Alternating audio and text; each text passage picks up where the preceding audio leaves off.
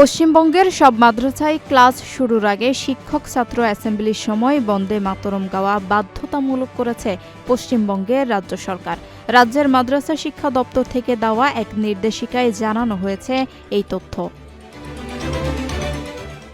নির্দেশিকায় বলা হয়েছে, এখন থেকে প্রতিদিন শিক্ষক ছাত্র অ্যাসেম্বলির সময় বন্দে মাতরম গাওয়া বাধ্যতামূলক।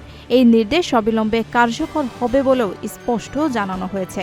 একই সঙ্গে আগের সমস্ত প্রচলিত নির্দেশ বা প্রথাকে বাতিল করে নতুন এই নিয়ম চালু করা হয়েছে।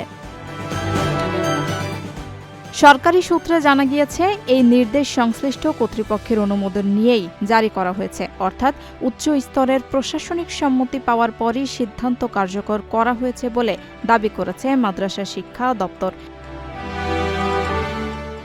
যে সমস্ত শিক্ষা প্রতিষ্ঠানে এই নিয়ম কার্যকর হবে তার মধ্যে রয়েছে সরকারি মডেল মাদ্রাসা, সরকার অনুমোদিত ও সাহায্যপ্রাপ্ত মাদ্রাসা, অনুমোদিত MSK ও SSK এবং স্বীকৃত বেসরকারি মাদ্রাসা। বন্দে মাতরম কবিতা কিংবা গানটির রচয়িতা সুপ্রসিদ্ধ বাঙালি সাহিত্যিক বঙ্কিমচন্দ্র চট্টোপাধ্যায়। ব্রিটিশ বিরোধী আন্দোলনের সময় তৎকালীন স্বাধীনতাকামীদের কাছে গানটি ব্যাপকভাবে জনপ্রিয় ছিল।